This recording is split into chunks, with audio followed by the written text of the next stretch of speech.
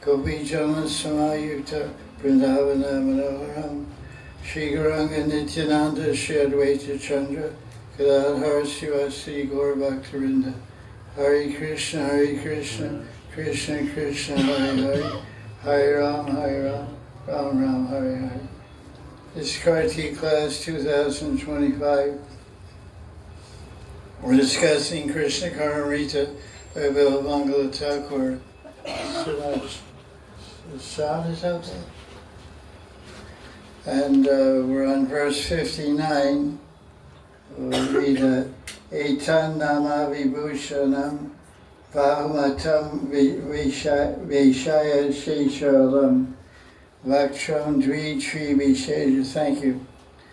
Shri Vishesha Kanti Lahari Vinyasa Danyadaram Shilpar Alpadiyam Agamyam Vibhave Shringara Bhangi Mayam Chitram Chitram Ho Vichitram Ahacho Chitram Vichitram Maha.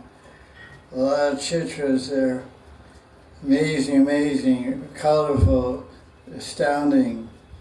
So, of course, this is very beautiful Sanskrit meter and must be sounding very beautiful if some proper pundit could sing it properly. But the translation in English. Krishna's face is abundantly adorned with lovely lips that possess especially are emitting waves of luster. The wealth of his artistic attributes and amorous gestures are beyond the understanding of fools. Oh, how wonderful, how amazing. Everything wonderfully amazing is the splendor of this young boy, Krishna. Another translation we have here. Oh, Krishna's feet vanquish the pride. Oh, wait a minute, I think I got this wrong words. Oh, let's see. I think I read the Sanskrit wrong verse. Yeah, okay, that's interesting. Okay, that's, we're on verse 58, excuse me, I read 59. Padovada Vinir Jitambujam Vano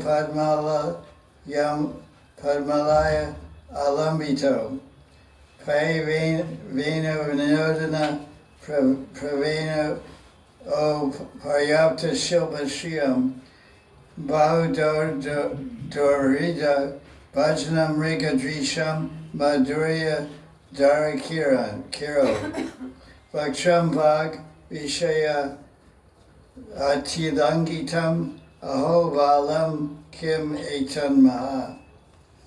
Translation of verse 58. Krishna is a young youth with beautiful lustrous form. His feet have totally conquered clusters of lotus flowers, the beauty of his feet. He is a shelter for Lakshmi. Krishna's hands, so that's his feet, this is Krishna's hands, express his love while playing the flute. His hands are artistic and beautiful. His arms diffuse a flood of sweetness and are the vessels of desire, fulfillment for the doe-eyed milkmaids. And his face is beyond words. Did we read this verse yesterday? I don't think so, okay. Sounds because all the verses are so similar. Okay, we didn't do the purport, okay. So, another translation. I already read that one. So, who is this brilliant youth? So, the commentary is Krishna's Kaviraj starts off and then Gopal, Bhatta Goswami, etc. So, he says that Radharani, in separation from Krishna during the rasa dance, is getting a spurti of Krishna. She sees him approaching the kunj and asks with a doubt, who is this person? This is what she's thinking. Who is this person before me, appearing before me? His feet are more beautiful than a forest of lotus flowers. And so they don't usually think of lotus flowers growing in a forest, but the Sanskrit is that Ambuja Vano Padma, Padmalaya. Ambuja Vano Padma. Padma means lotus and Van means forest and Ambuja means lotus. So his feet are like Pado Vanirjita. So that's what the author is seeing, as feet are like a whole forest, all van of lotus flowers, blue lotus flowers. Or red and blue, you can say. Red on the bottom and blue on the top. Sometimes they give an object of meditation while chanting japa to meditate on the line on the bottom of Krishna's feet where the sunshine bright red meets the monsoon cloud of his blue top. You know, in other words, the red comes up his feet, and you can see, if you know, like Bengali devotees, sometimes they have very reddish feet and very golden brown skin. So you can see, if you look at their feet. I've observed, I saw Prabhupada's feet in Los Angeles, 1974. I was lying on the floor of the temple when he came in the door, and I wanted to look at him. Everyone was lying down. I looked up, and his feet were walking right by my head. And I saw a red line where it comes up, meets the golden line. I can't forget that. And so I'm remembering that, thinking that meditating on Krishna's feet must be similarly rewarding and enriching, to meditate where the red bottom, naturally red bottoms of Krishna's feet meet the descending blue, dark blue color. It's like the meeting of day and night. The dark blue is night, and the bright red is sunshine, day. So that's the eternal moment, you can say. Radharani is having some vision of Krishna and thinking, who is this? And he's so beautiful and fragrant and spreading peace in all directions. And then Krishna's Kaviraj comments that only the gopis can relish the special sweetness of Krishna's feet, because they hold Krishna's feet to their breast. He holds their feet on their heads, and he puts his head on their feet when they're in man, and begs them for forgiveness. So they have a lot of experience with Krishna's feet. So, may my mind, the poet says, Yadanandan Thakur Kavi says, may my mind ever be absorbed in the lotus feet of Krishna and never go astray. So this is the effect. What is the effect of the flute of Krishna on Radharani?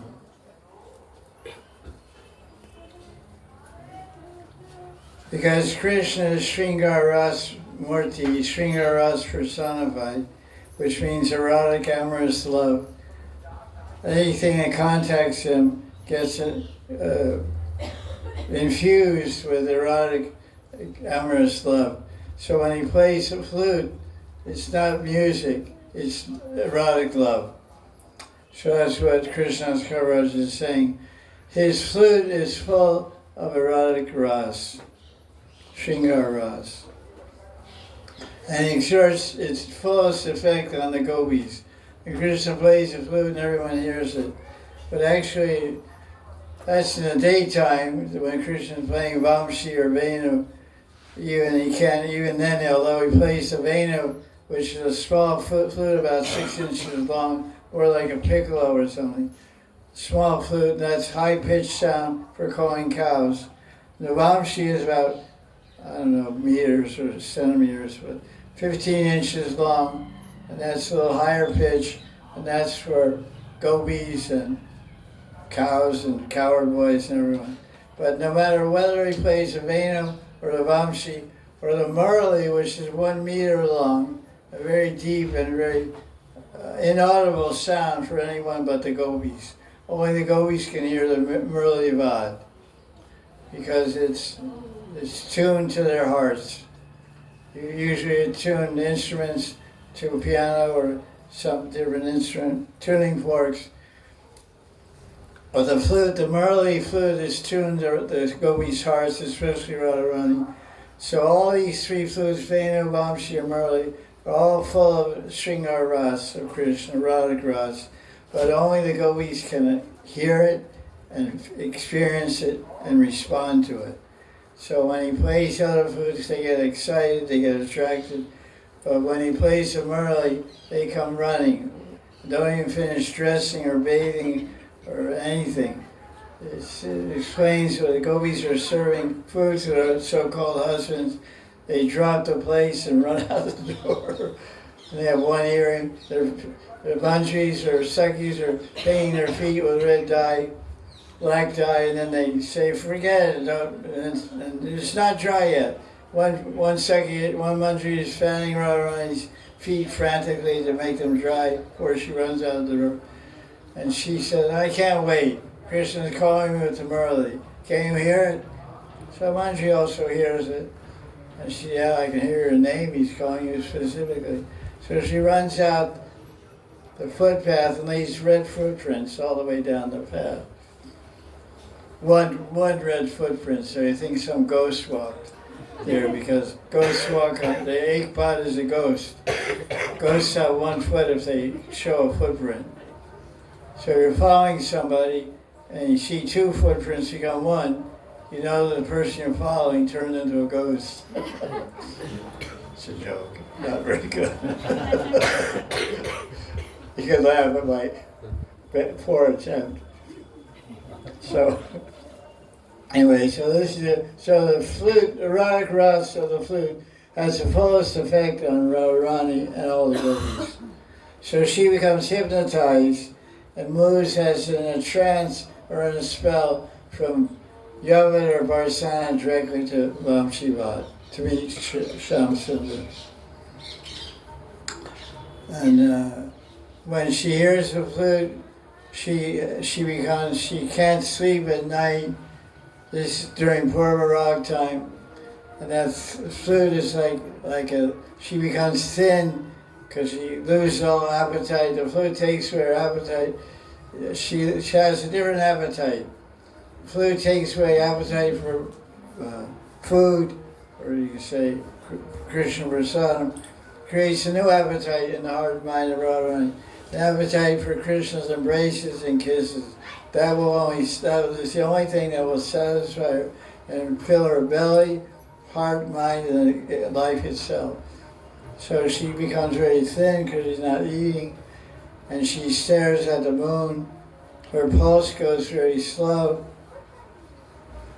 She starts sweating profusely and moaning in separation. She turns pale, sometimes faints, stops breathing. So only if she meets Krishna can she be revived. So that's the effect of Krishna's flute, which of course is described in this verse. How does he describe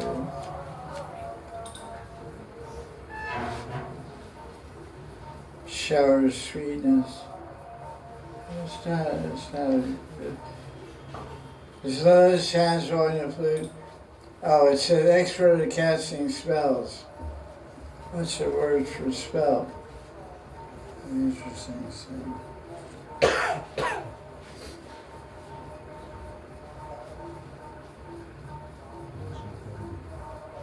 Create.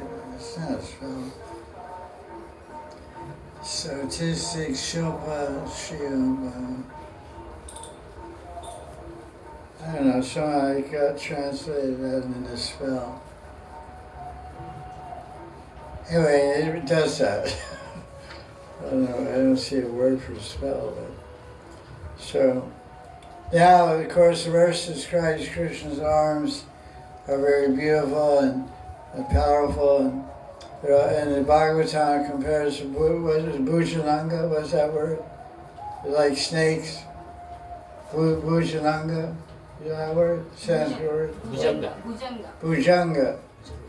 Bhu means arm and Bhujanga means arms like snakes. Means they're supple, they're soft, they're shiny, and they're powerful. They're not ordinary snakes, they're like pythons. Not python, boa constrictor. There's a snake called boa constrictor in the Amazon. When a buffalo is sleeping, he goes around, he circumambulates the belly of the buffalo, and then makes himself tighter. Puts his, like a rope around your neck, it's loose, but you make it tight. So that's what happens to the buffalo. He's sleeping, and the guy digs a hole under his belly, under the ground, and goes around, and wraps and then tightens his, constrict. Constrict means get small. Expand and constrict. Constrict means get, contract or constrict means to tighten, to get smaller. So he does that to the buffalo dies, and then he has a big lunch. Boa constrictor has a meal for a month or something. So that's what Krishna's arms are like. But that's the Sanskrit Bhujanga, snake. Well, what kind of snake? I told you. So when the gopis get there, they get constricted. They are mine.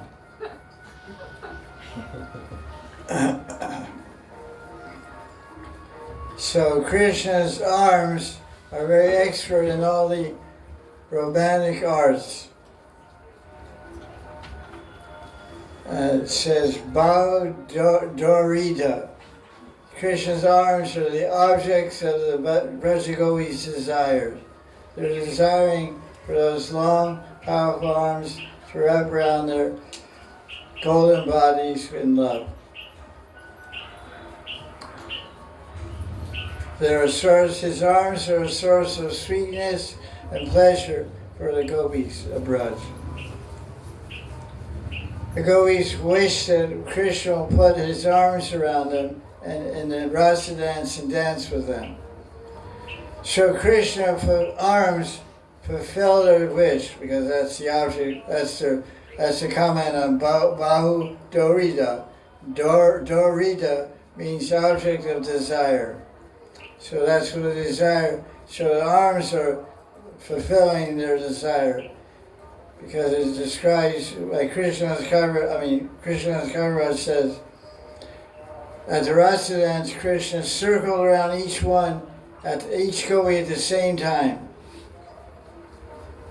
So most acharyas say Krishna was in two forms of the Rasa dance.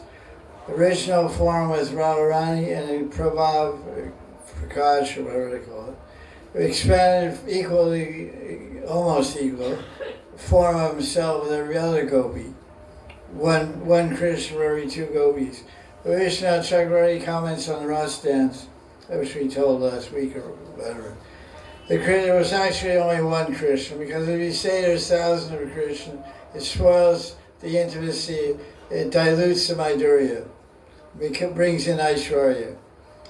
At least in the course we see in Krishna's Leela, especially from Vrindavan, there's interplay of Aishwarya and Madhurya going on all the time. But Yogamaya kind of hides it from everyone's view. When Krishna sits in Manasaganga and eats Narayan Prasad with all the cowherd boys, they all were looking at Krishna and they want to share their food with Krishna. So Krishna expands himself in front of each cowherd boy. So each cowherd boy thinks he's eating alone on the banks of Manasaganga with Krishna. It's arranged by Yogamaya, so they think like that. And there are so many millions of Krishnas with all millions of cowherd boys. The same in Rasa dance. Krishna says, no, it's one Krishna, but he can do anything because he's God. He's spinning so fast. He's with all the gopis at one time. He's embracing them all. One Krishna arms are embracing them all so fast. They don't realize he's left them and gone to another one. Yeah, it's a reverberation effect of the intensity of love. he embraces them, and then he leaves when it's still vibrating. I go to a rock concert, like 6 years ago I went to rock concerts.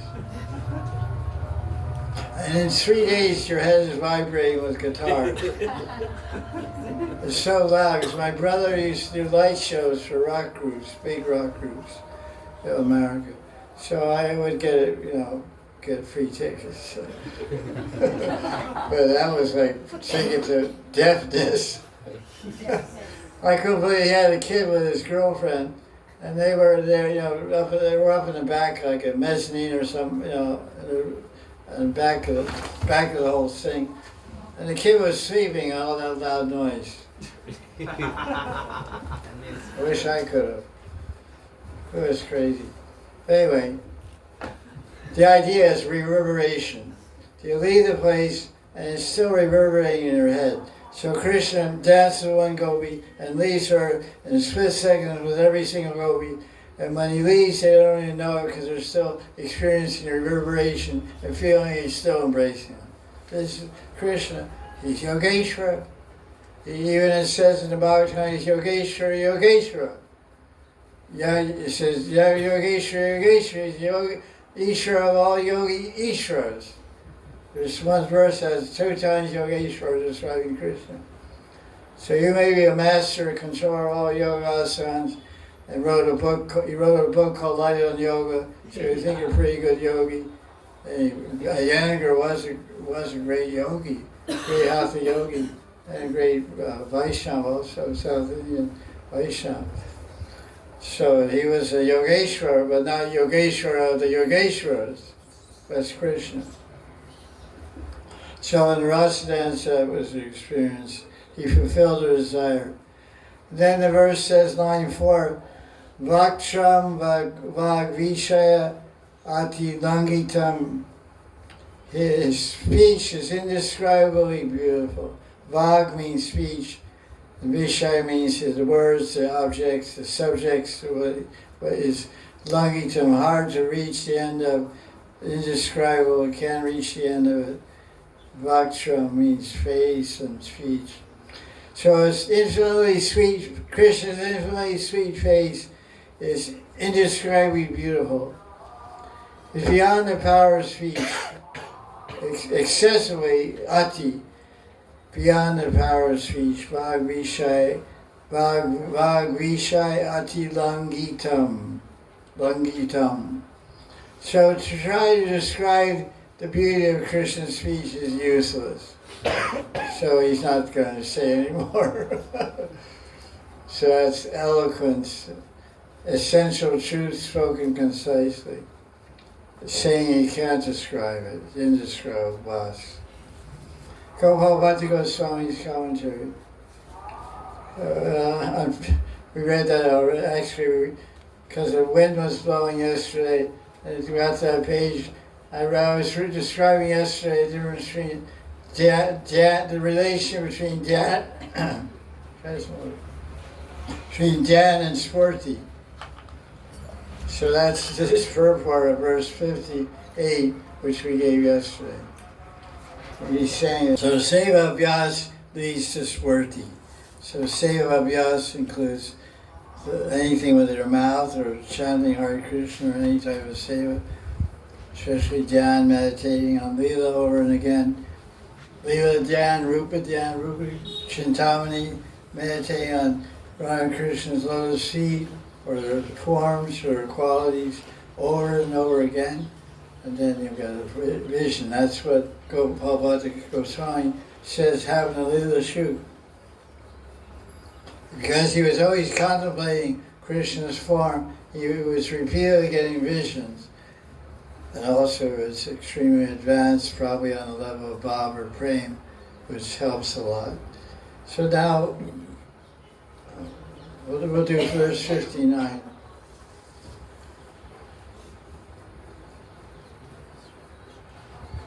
Etan nam vibhushanam bahumatang vaishaya sheshiralam vaksham dvitri vishesha kanti lahari vinyasa danya adaram.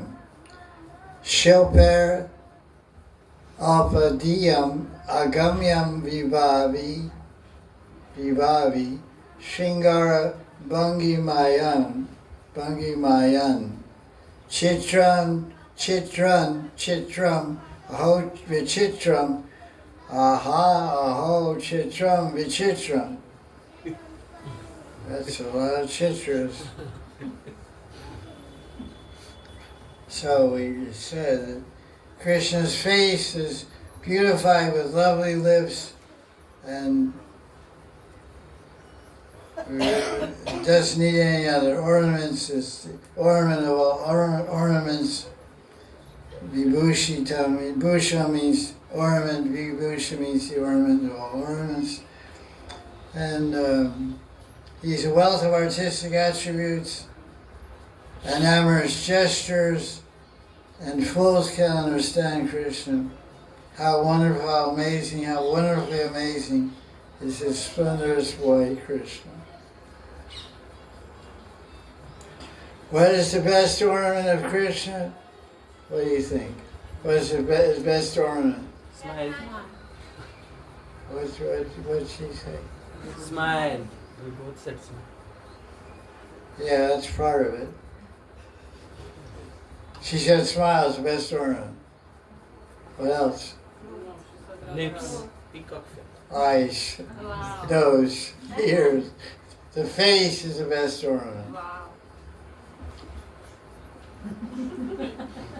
Obviously, you guys have your particular likes, subjective to you.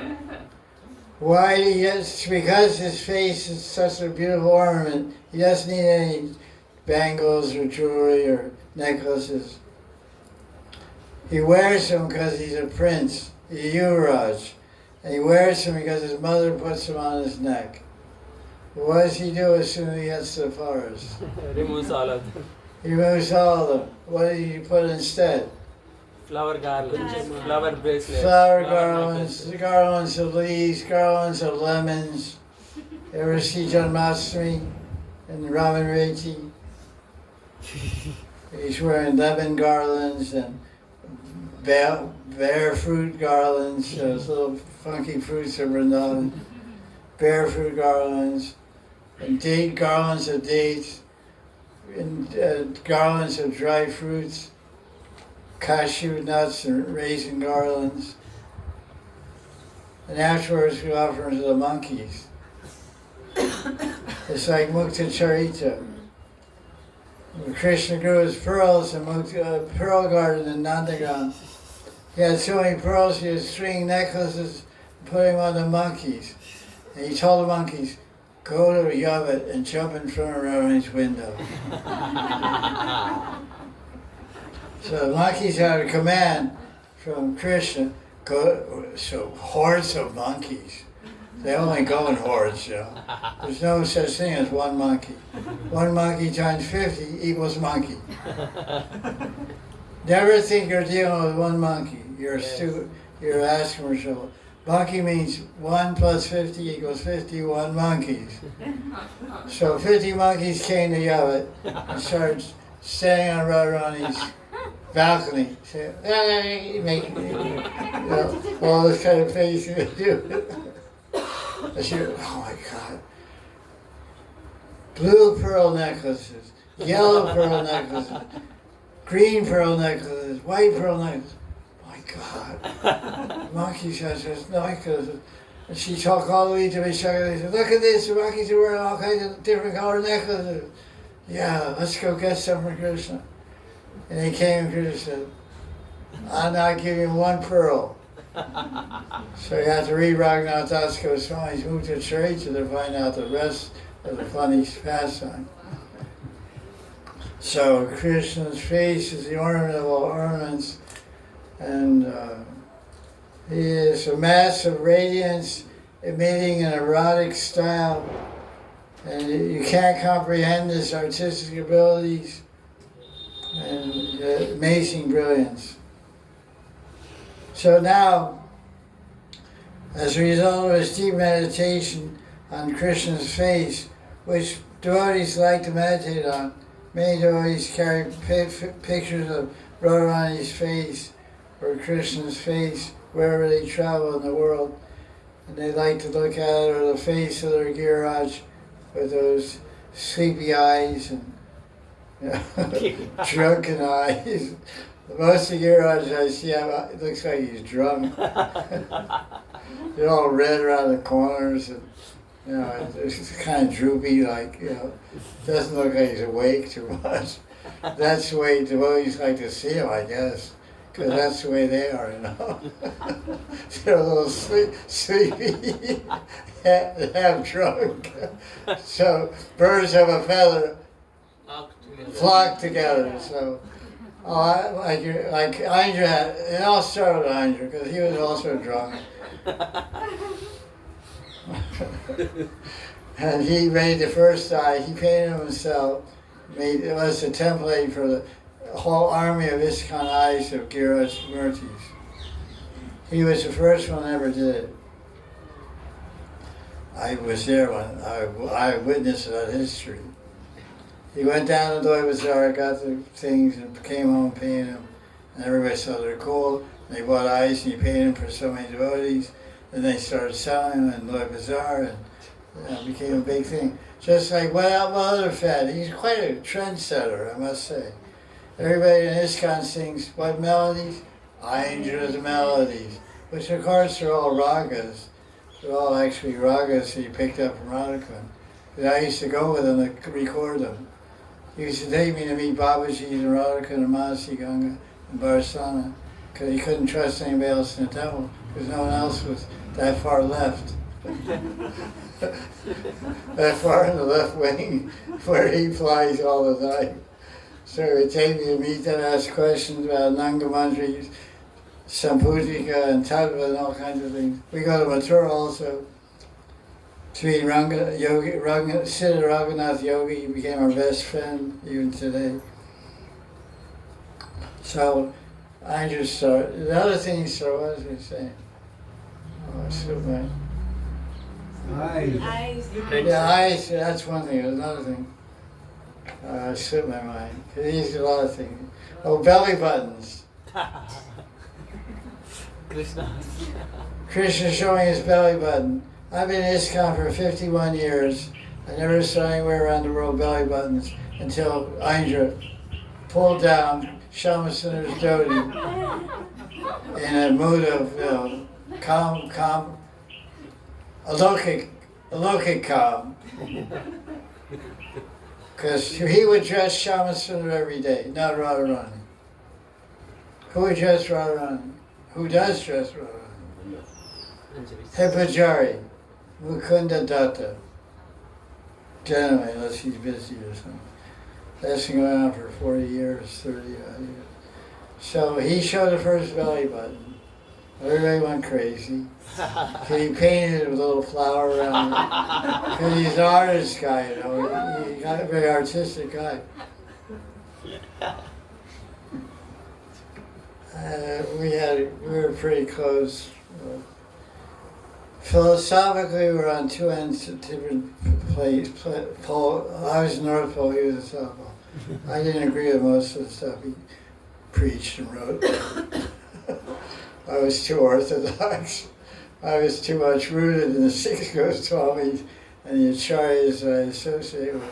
He was freeform. I won't say whose book, but one time he was describing a new book he wrote, which is famous. I said, where do you get this from? I said, I have this book by a famous guru, Gaudiya Math, and you won't find any of this in that guru. He took the book and threw it in his trash can. He said, I don't care what it said. This is what I say. So that was Indra. He was fire personified. He had red eyes, red hair, and a red heart, and a red mind. He was on fire from sunrise to moonrise. Sitting in his kirtan, your seat would catch on fire. You're all too young to maybe even know about it, but I burned many sikas in his kirtan. I called the fire department. He's great. Bless his soul. That's all I can say. I can't forget the guy. He won't let me. He comes to my dreams and haunts me. He does. Anyway, so what else going on here? So now, now where I think we're on verse 59, trying to figure out. So here's the commentary. So Kaviraj, Lila Shuk, Bilvanga Thakur, had a beautiful darshan, only Krishna's face. He couldn't see anything else. Every sense that he had, his eyes, his nose, his ears, everything became eyes. It was just absorbed in the beauty of Krishna. That's why he spoke this verse. He saw a mass of saw radiance, blue radiance, and it engulfed him, and it filled him with erotic love and so many ecstatic symptoms. He just describes his face. And he became amazed. He said, Chitra, Chitra, Chitra. But he has another verse later in the book, or maybe we already covered it, I don't remember. Madaram, Madaram, famous one, Madaram, Madaram. He says Madaram like 50 times in a row, because he's overwhelmed with the sweetness. And this verse, basically, he's overcome by the effulgence and beauty of Krishna's face. So he says, Chitra, Chitra, Vichitra. Oh, Chitra, Chitra. He's like babbling like in ecstasy, like gone crazy in love.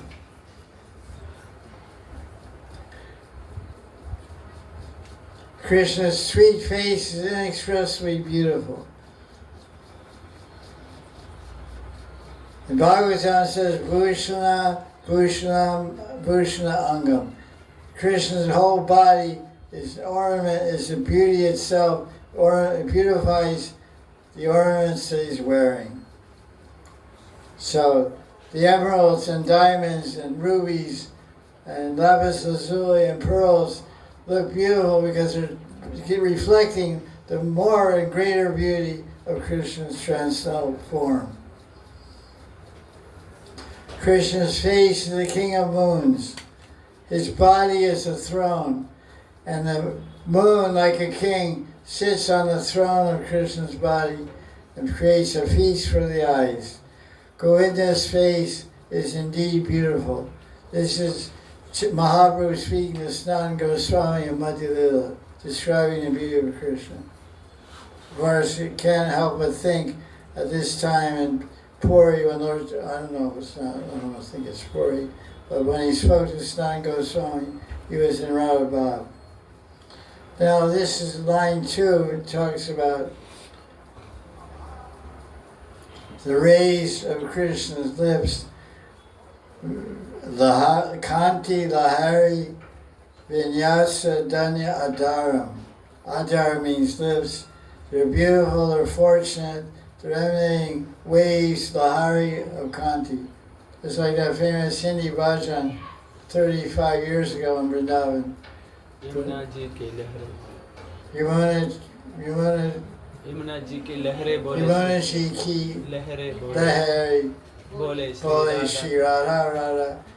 Nidhiban me bandar bole. In Nidhiban, where Banki Bihari manifested, the monkeys are chanting Shri Radha Radha. Lata Pata Bhi Vrindavan ke Braj ki lata pata bhi bole. Lata Bhi Bata. Braj ki lata pata bhi. Yeah. Even the creepers and leaves on the trees are chanting Shri Radha, Shri Radha. Beautiful song. It's called Braj Masik Vrikama by Gaur Krishna Shastri, the son of Mridul Krishna Shastri. Mridul Krishna Shastri. Bhakti Bihari Goswami, great singer. That was a super hit. You heard it 10,000 times a day for 10 years. You're right. Every shop, every house, every motorcycle going by, every car. Rishvasis, when Indians do something, they do it crazy. They have a gathering to take a bath in the winter. Okay, a few people come take a bath. 20 billion people go there. It's called Kumbh Mela. It's crazy. 10,000 people drown every year. It's still a big loss, you know. Nothing to worry about. Don't cry, you know. Just 10,000 people. Okay. Why, you know? Have a good time, you know. You drown and come and get liberated. That's no problem. Instant mukti, man. That's what you go there for anyway. You went there for spiritual benefit. That's the ultimate. Of course, death wasn't on your agenda, but things changed.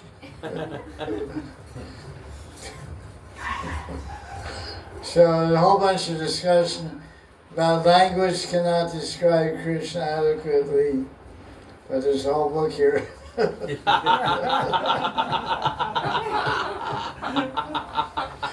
a whole book of 400 pages trying to describe Krishna. That's seva, you know. You have to do, everyone has to do seva.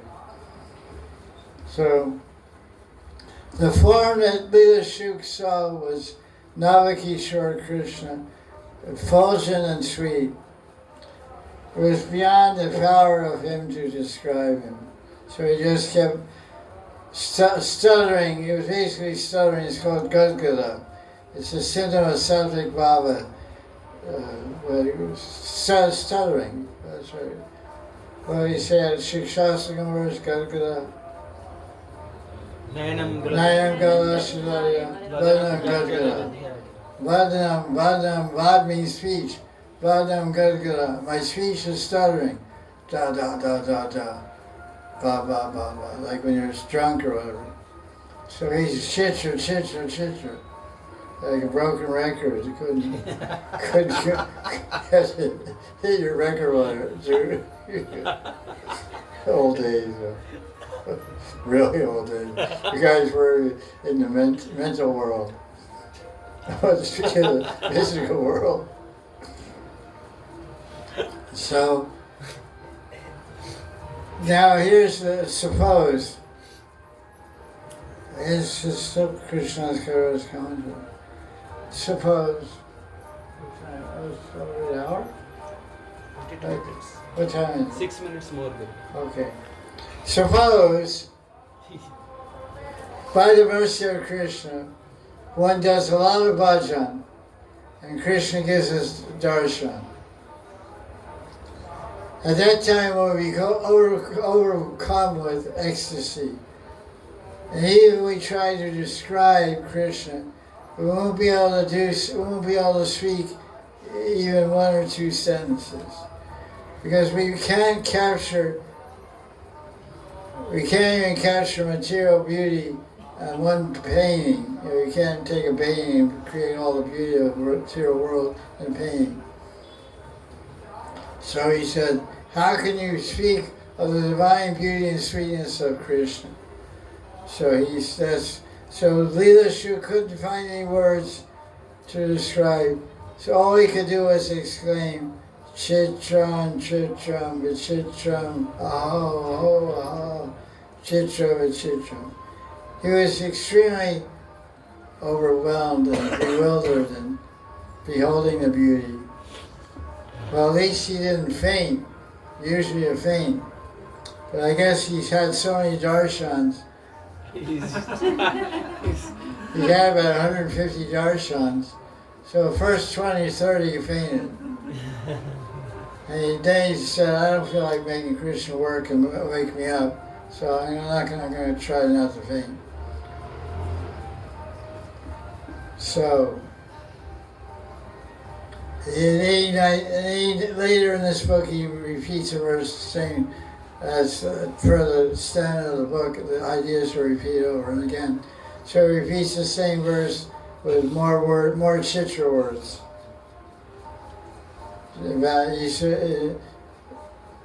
Chitram Charanaravindam, Chitram Nayanaravindam, Chitram Vadnaravindam, Chitram Vapua Chitram.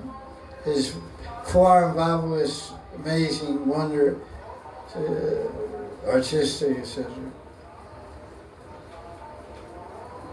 So this is Ras.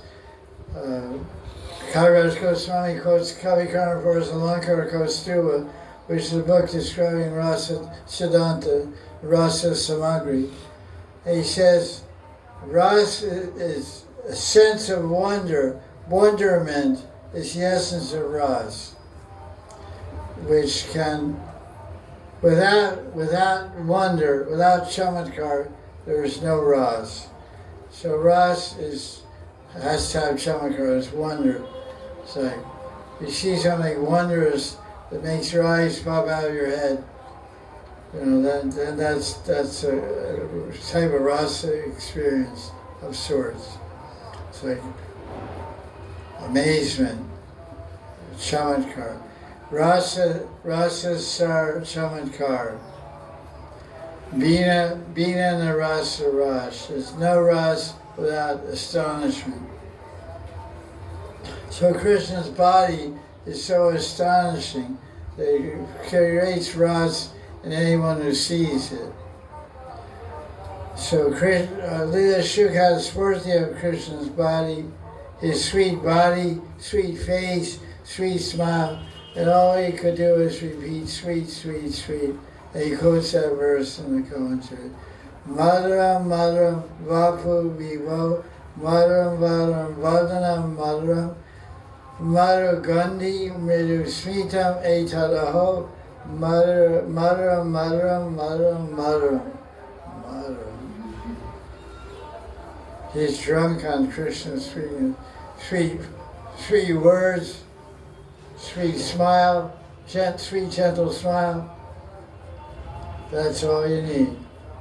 A beautiful face, Radha, beautiful words, beautiful form, beautiful smile.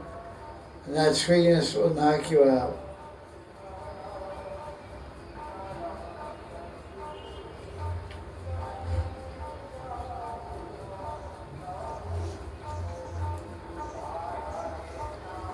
There's definitely Lila Shuk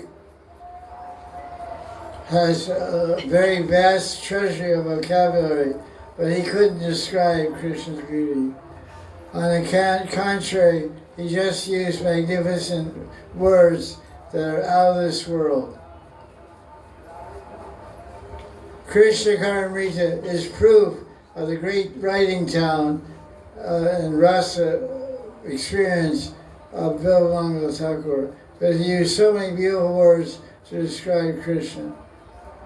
But I realized even his vocabulary was insufficient and inadequate to describe the ocean of beauty and sweetness he was experiencing.